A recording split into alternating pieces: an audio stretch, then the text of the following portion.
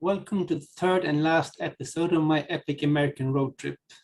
In this episode, we will be visiting Las Vegas, the Hoover Dam, the Grand Canyon, Page, Death Valley, the site of the album cover of U2's The Joshua Tree, Yosemite National Park, and other amazing places in the rented 2017 Tesla Model 3 long range. Afterwards, I will say a few words about wildfires, so make sure you watch it if you're considering a trip in an area where wildfires could be a threat. After 3 nights in LA, it was time to move on, and our next destination was Las Vegas, 275 miles or about 450 kilometers and 5 hours away. There are a number of interesting places to stop along the way to break up your journey.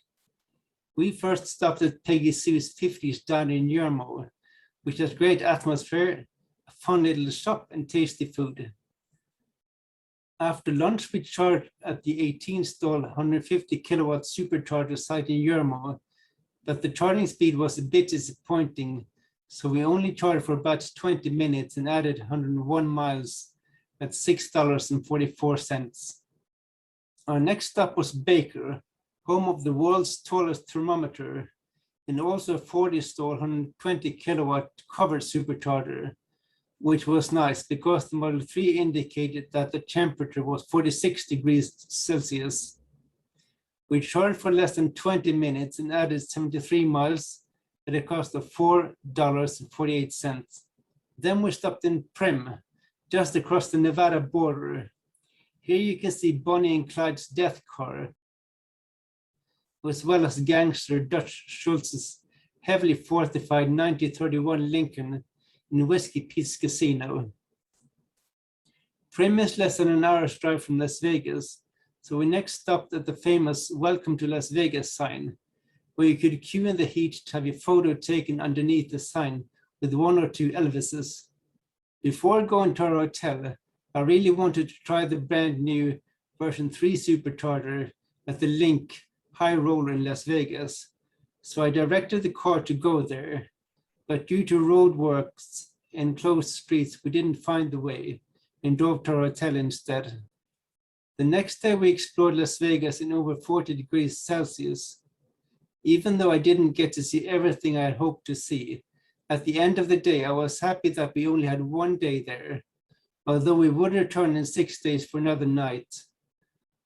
The roads were choked by slow-moving traffic, despite there being 4 lanes in each direction.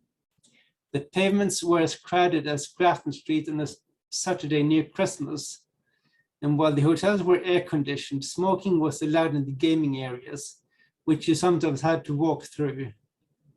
On Sunday, the 1st of September, we left Las Vegas in the morning and charged for about 25 minutes at the 12-stall 150 kilowatt supercharger at Henderson, just outside Las Vegas, and close to the Hoover Dam, which was our next destination. The superchargers are located next to a petrol station, and few Teslas were charging at the time. The temperature was about 45 degrees as we explored the Hoover Dam, but before we got that far, we had to drive through a security checkpoint where we were asked if we had any guns. Upon answering no, we were fast-tracked through the checkpoint. The distance from the Hoover Dam to the Grand Canyon is 243 miles, or 391 kilometers, so we wanted to charge once more on the way, which we did in Kingman, Arizona, at the 10-stall 120 kilowatt supercharger sites, which we shared with only 1 other Tesla. We had 269 miles range when we left the Hoover Dam, so we probably would have made it without charging in Kingman, which took half an hour and added 166 miles, that's just over $6. The next supercharger was in Page, Arizona, more than 300 miles, or 490 kilometers from Kingman. So we stayed at the Best Western Premier Grand Canyon Square Inn in Tusayan, just outside the Grand Canyon National Park, which had 3 destination chargers that were free to use. We arrived quite late, but we managed to nab the last spot beside 2 other Teslas. The charger wasn't a tested destination charger, so we had to use one of the adapters supplied with the car. As mentioned in a previous video, there are now superchargers just across the road from the hotel, so charging is even less of an issue. We spent the next day exploring the Grand Canyon on bike, interrupted by torrential rainfall, which lasted maybe an hour. And on the following day, we thankfully had no rain and walked part of the South Kaibab Trail to IEVOA Point and checked out the Grand Canyon Village and historic buildings. In hindsight, I would have liked another day or two, but we had to travel on. On Wednesday, the 4th of September, we checked out of our hotel and stopped briefly in the park. When we came back to our car, we discovered this scratch on the driver's side, which was a bit of a bummer, but there was nothing we could do about it at the time. I reported the damage later when we had Wi-Fi. On the way to Page, we stopped at the Desert View Watchtower to admire the views and break up the journey, as I hadn't really found any other places worth stopping at before Page. You may be wondering what's in Page. Before researching this holiday, I had never heard of Page and only considered it somewhere to stay overnight before continuing to Monument Valley. As you can see from my photos, Page is renowned for its slot canyons. We did a photographer tour of Upper Antelope Canyon, but there are also others. This tour was only available to small groups with DSLR cameras and tripods, and our guides made sure to keep the other tourists away so we could get the photos we wanted. As you can see in this photo, they are piling in the visitors. So if you want great photos, I recommend a photographer tour. Many, if not all, of the canyons are on an Indian reservation, and the tours are run by the Navajo.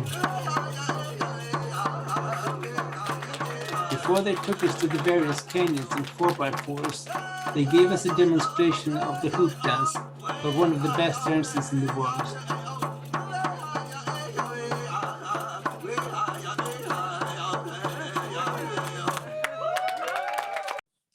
Just outside Page is Horseshoe Bend, also famous and a great location for viewing the sunset over the Colorado River. I recommend arriving early if you want a great spot for taking sunset photos or videos. The next day was Friday, September the 6th, and we had a long drive ahead of us. So after stocking up on some food at the local Safeway, we headed for the 8-stall 150 kilowatt supercharger site at Courtyard by Marriott Page at Lake Powell.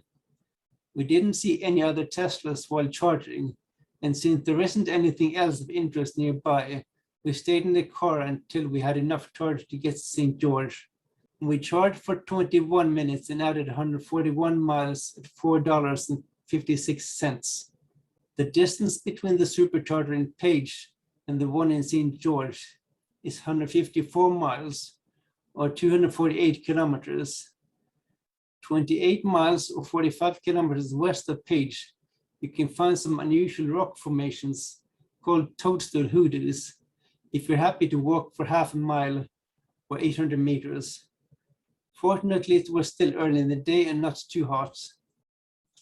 In St. George, there are 850 kilowatt stalls, and we spent nearly an hour charging up to 319 miles to make sure we would have enough range to get to Beatty Supercharger, 233 miles or 375 kilometers away, after spending a night at La Quinta Inn for Wyndham Las Vegas Nellis. When we got to the hotel, we found out they had a charge point, but it was operated by another company and you had to register, so we didn't bother. In the end, we got to Beatty with 36 miles to spare. This is another 8-stall 150 kilowatt site. We charged alone. While I was in the bathroom, a couple of guys approached my wife to learn more about our car, the only such occurrence during our trip.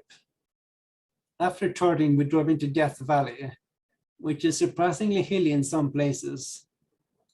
One of the places I wanted to stop, I discovered totally by accident while browsing Google Maps for places of interest or places to eat or go to the bathroom.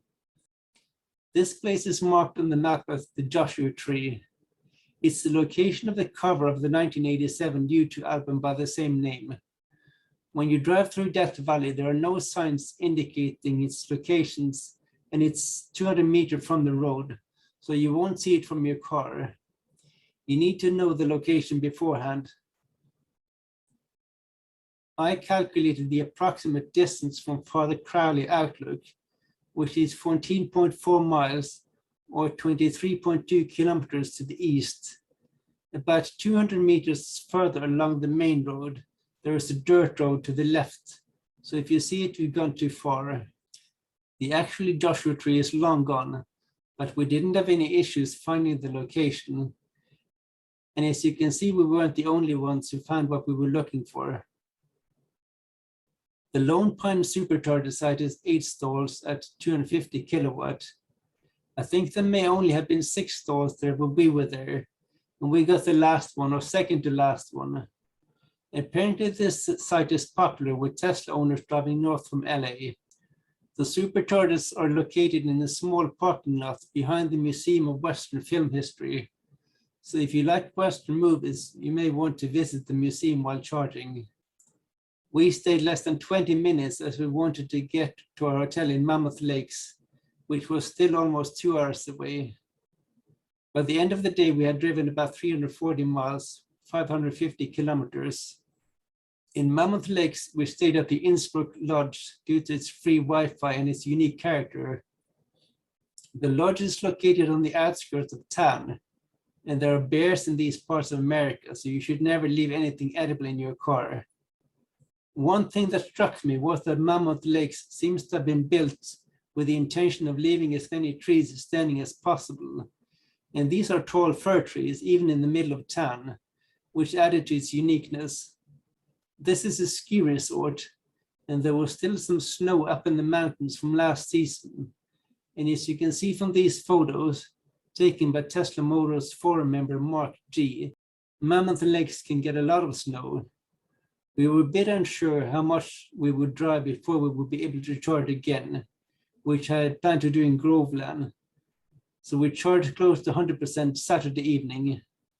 Sunday morning, we headed to Yosemite Valley, which took us over Tioga Pass, more than 3,000 meters above sea level. We also got a sneak peek at the famous Half Dome along the way. By the time we arrived at Yosemite Valley, it was afternoon. We didn't have time for a long walk, so we chose the easy and pleasant walk to Mirror Lake before heading for our hotel, the Yosemite View Lodge, about 22 kilometers away from the Yosemite Valley Visitor Center. Monday, the 9th of September was day 21 of our holiday and our last full day, so we made the most of it by hiking the strenuous route to the top of Nevada Fall. The scenery was simply stunning, even though there was no mist along the mist trail leading to Vernal Falls. I would have loved to spend more time here, but we had to get back to our car and drive 180 kilometers to Manteca while stopping to charge at Groveland on the way. When we got to Groveland, we found we were charging rather slowly. There didn't seem to be anything interesting nearby. It was getting a bit late, and we still had 100 kilometers to go to our hotel. So we left after only adding 45 miles of range. We had a late afternoon flight the next day, so we charged a little bit at the 20-stall supercharger site at Manteca in the morning, just to be sure we had at least 50 miles range when handing back our car, which was quick and easy, and the rental place booked and paid for an Uber back to the airport. And with that, our epic holiday was over. We drove 2,348 miles, or 3,779 kilometers, and spent a total of $118.99 on charging, which includes one free charge at our hotel in Tusayan. As a final note, I need to mention that summer and autumn, or fall as they say in those parts of the world, is wildfire season in California. You may have seen the orange photos from San Francisco last September due to smoke from wildfires, when about half the state's population was impacted by wildfire smoke levels exceeding air quality standards. And looking at recent history, 5 of the 20 largest wildfires have occurred in 2020, So you may want to travel in spring or early summer to reduce the risk of your travel plans being disrupted. You can visit fire.ca.gov to learn more and see affected areas. This is especially useful to keep you updated if you're traveling during wildfire season. But don't let me scare you off. We can't wait to get back and perhaps rent a Model Y long range just to try something new. I really hope you like this video series. If you have any questions, please leave a comment below. And thanks for watching.